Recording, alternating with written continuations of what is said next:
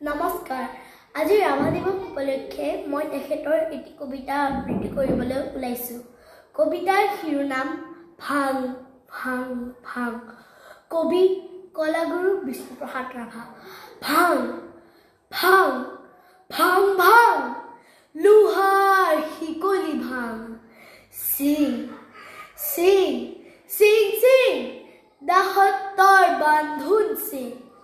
হুল হুল হুল হুল কাৰাৰ ফাটক খুল। ভাং ভাং দুৱাৰৰ দাং।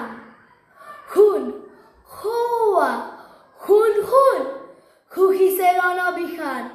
মুক্ত আকাশে উৰে দীপ্ত ৰঙা নিচান। ৰক্তেৰে ৰঞ্জিত সুৰুজ উদীয়মান। সোণমুকুতি তুৰ্যৰ আহ্বান। হালোৱা সজোৱা হেৰ মজদুৰ কিষাণ। মুক দিবা